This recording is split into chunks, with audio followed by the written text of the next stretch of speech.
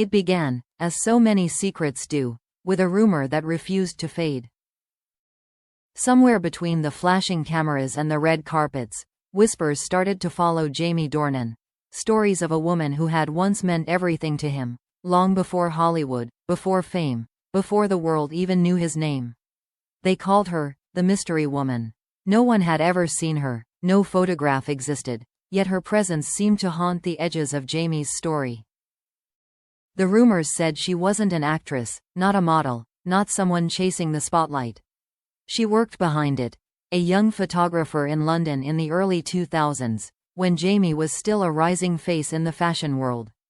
They met on a grey afternoon during a magazine shoot. He was quiet, polite, a little shy. She was focused, sharp-eyed, the kind of person who could capture more in a frame than most people could in words. According to a friend who had been there that day, you could see the spark instantly. It wasn't loud, it was quiet, like two people who already knew each other from another life. Over the following months, their paths kept crossing.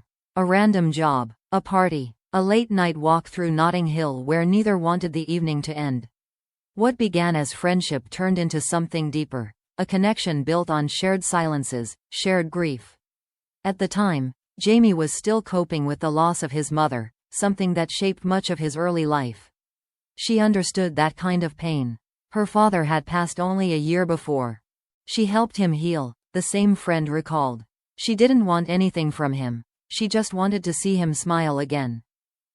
For the first time in years, Jamie felt grounded. Away from the chaos of auditions and photo shoots, they would escape to the countryside, quiet cottages, long walks, no cameras. It was, as one insider put it, a love that belonged to no one but them. And then, suddenly, she was gone. One day, she stopped returning calls. Weeks passed without a word. Jamie, caught between rising fame and personal confusion, didn't know what had happened. Some said she'd left London to care for a sick relative. Others claimed she couldn't handle the attention that came with his growing success. But those closest to him noticed something else, a shift. The light that she had brought into his life dimmed, replaced by a quiet sadness that never quite left. Years later, when Jamie had already found fame through 50 Shades of Grey, an old rumor resurfaced. That the woman had a child, a little girl, and that Jamie had once visited her privately in Belfast.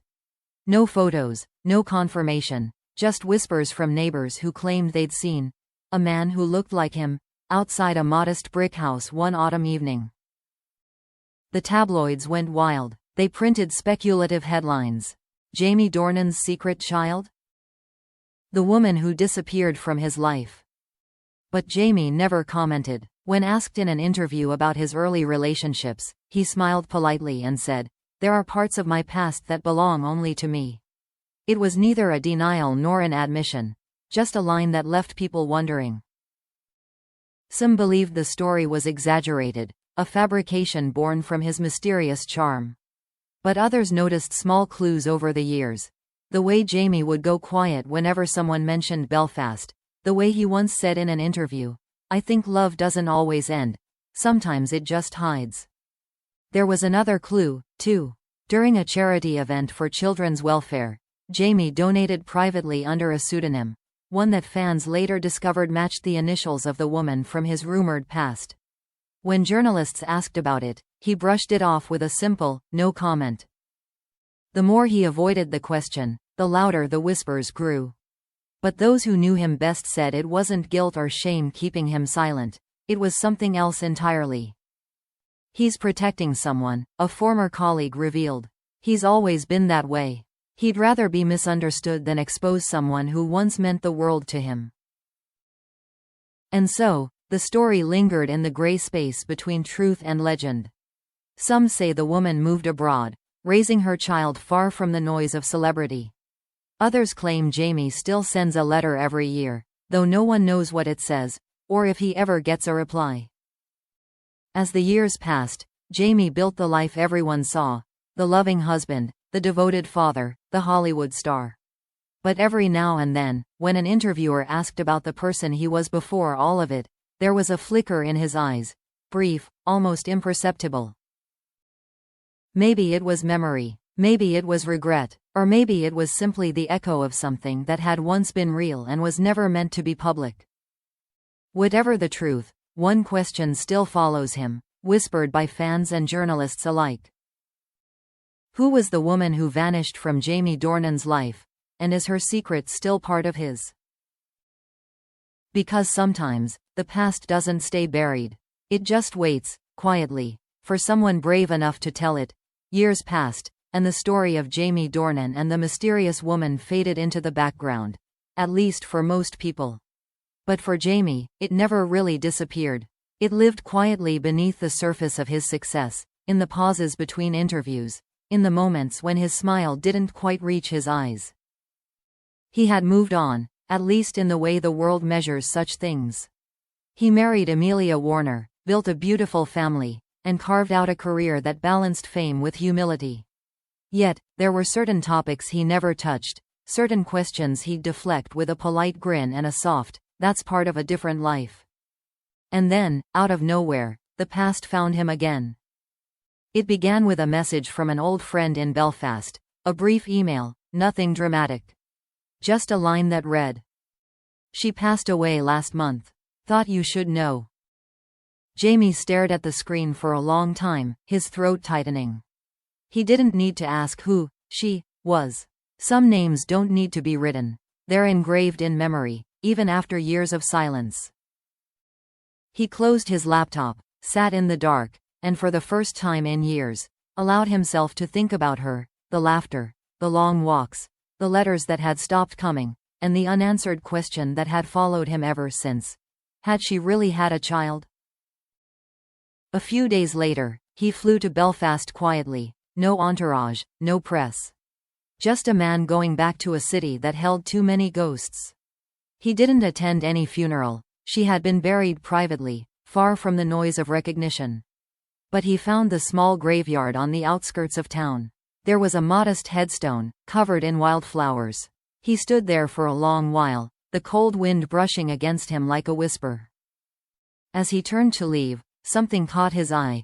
A little girl sitting on a nearby bench, maybe 10 years old, holding a sketchbook. She glanced up at him, curious but not afraid. Her eyes were an impossible shade of gray-blue, the kind that stop your heart because they look like a memory. He smiled politely. "That's a beautiful drawing," he said softly. "Thank you," she replied, her accent faintly Northern Irish. "It's my mum." Jamie froze. He looked closer at the sketch. It was the woman. Her hair tied back, smiling, alive on paper. "She used to take pictures," the girl added proudly. "She said she liked to capture things people forgot to see." Jamie nodded, trying to steady his breathing. "She was very good at that," he whispered.